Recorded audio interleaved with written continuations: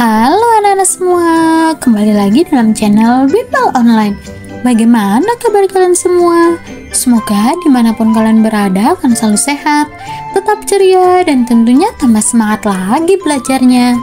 Nah anak-anak, sebelum kita lanjut ke video pembelajaran kita kali ini, jangan lupa di subscribe dulu ya, agar anak-anak tidak ketinggalan akan video-video terbaru dari channel Bimbel Online.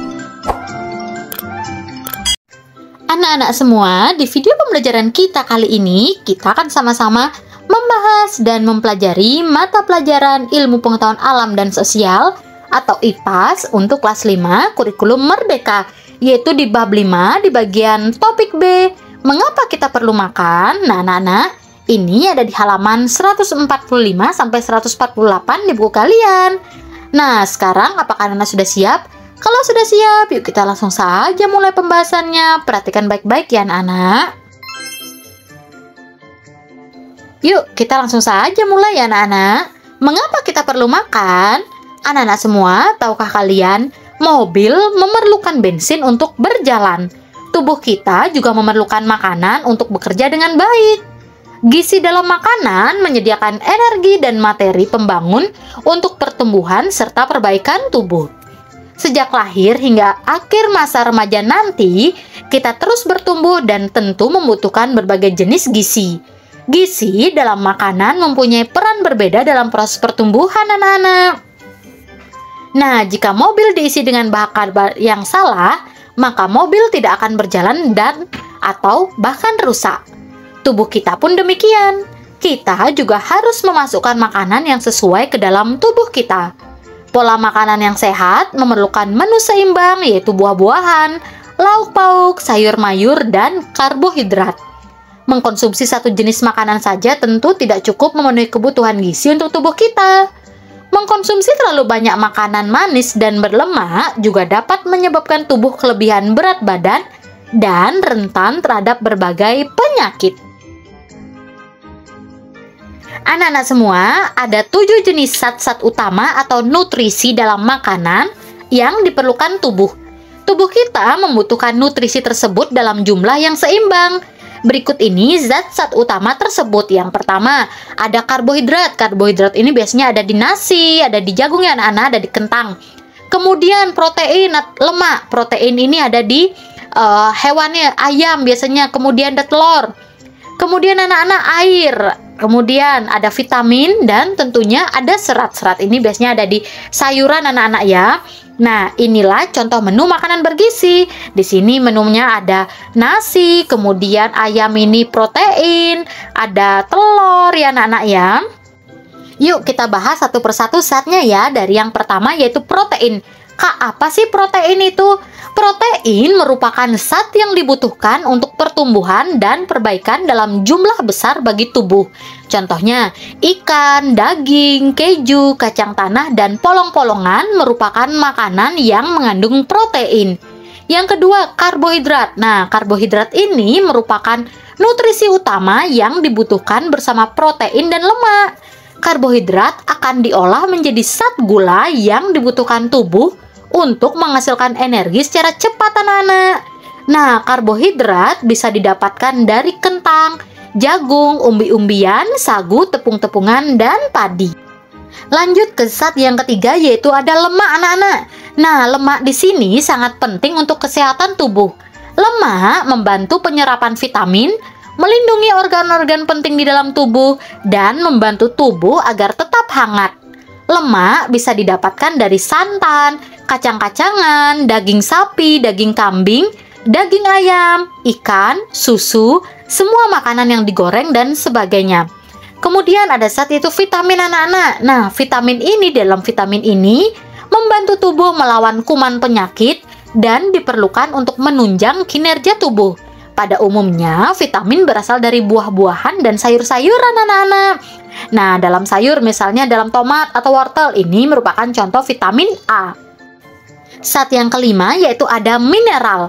Nah, di dalam mineral ini diperlukan untuk kesehatan tulang dan gigi serta darah. Mineral berasal dari buah-buahan dan sayuran. Nah, makanan lainnya seperti susu menyediakan kalsium untuk kesehatan tulang anak-anak. Nah, inilah mengapa anak-anak penting minum susu ya anak-anak untuk kesehatan tulang kalian.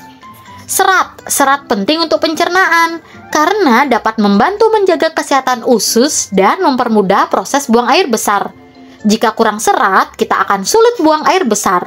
Makanan yang mengandung serat diantaranya sayur-sayuran, buah-buahan, gandum, dan beberapa kacang-kacangan. Dan zat yang terakhir yang tak kalah penting yaitu air anak-anak. Nah, air ini sangat penting bagi tubuh. Air membantu melarutkan makanan yang kita makan dan juga membantu produksi air liur. Air juga menjaga tubuh agar tetap dingin lewat keringat. Nah, asupan air juga dapat berasal dari banyak sumber. Contohnya dari buah maupun sayuran. Nah, anak-anak, untuk membantu kalian mengatur pola makan, kalian bisa mengikuti pola piramida makanan berikut ini. Yuk, kita sama-sama bahas piramida atau pola piramida makanan berikut ini. Nah, inilah pola piramida makanan atau piramida nutrisi makanan anak-anak. Nah, kita lihat dari yang paling bawah anak-anak ya, yaitu roti, nasi, dan sereal. Ini adalah karbohidrat, yaitu besarannya adalah 40%. Kemudian di yang kedua ini anak-anak. Nah, baris yang kedua ada buah dan sayur. Buah dan sayur ini harus besarnya adalah 35%. Kemudian daging, ikan, susu, dan telur, yaitu sumber protein ini adalah 20%. Dan piramida yang paling atas ini, yang paling sedikit ini adalah lemak, minyak, gula, dan makanan manis sebanyak 5% anak-anak. Nah, anak-anak, angka presentasi menunjukkan berapa banyak nutrisi makanan yang kalian makan. Dari 100% makanan yang kalian makan, sebaiknya 40% makanan merupakan sumber karbohidrat seperti nasi, roti, dan sereal. Adapun 35% makanan sebaiknya mengandung buah-buahan dan sayur. 20% makanan mengandung daging, ikan, susu, dan telur. Serta yang 5% sisanya mengandung lemak dan gula. Makanya anak-anak, kalian tidak boleh makan makanan yang banyak mengandung lemak ataupun gula banyak-banyak anak-anak. Nah, kita mendapatkan kosakata baru anak-anak, yaitu ada gizi. Gizi ya, apakah artinya gizi itu? Nah, gizi adalah zat makanan pokok yang diperlukan bagi pertumbuhan dan kesehatan badan. Nah, kita menemukan ada kata nutrisi. Nutrisi yaitu ilmu yang mempelajari tentang gizi. Nah, di bagian memilih tantangan ini, seimbangkah pola makanku? Ini kalian bisa lakukan bersama guru dan teman-teman kalian ya anak-anak, untuk mengukur seimbangkah pola makan kalian. Nah, apa yang sudah aku pelajari di topik ini? Yang pertama, mulut, kelenjar air liur, kerongkongan, lambung, hati, pankreas, usus, dan rektum merupakan kumpulan organ tubuh manusia yang berkaitan satu sama lain membentuk sistem pencernaan. Yang kedua, melalui sistem pencernaan, manusia mengolah makanan menjadi zat-zat yang dibutuhkan tubuh. Yang ketiga, apabila kita tidak makan, maka kita akan kekurangan tenaga, tidak dapat menjalankan aktivitas sehari-hari, serta kita tidak akan dapat bertumbuh dengan baik. Yang keempat, agar hidup lebih sehat, kita perlu menjaga kesehatan organ pernapasan dengan cara olahraga yang teratur, makan makanan yang menyehatkan, tidak merokok, dan menghindari polusi udara. Nah, anak-anak, inilah yang bisa kita lakukan untuk menjaga kesehatan organ pernapasan dengan baik, anak-anak. Nah, anak-anak semua, berakhir sudah video pembelajaran kita kali ini. Tadi kita sudah sama-sama membahas tentang zat-zat atau nutrisi-nutrisi yang penting bagi tubuh. Tadi ada zat karbohidrat, protein, lemak, mineral, air, tentunya vitamin ya anak-anak. Nah, itu semua penting untuk kesehatan kalian. Nah, anak-anak, tentunya kalian juga harus menjaga makanan atau menyeimbangkan makanan kalian untuk tubuh kalian semua.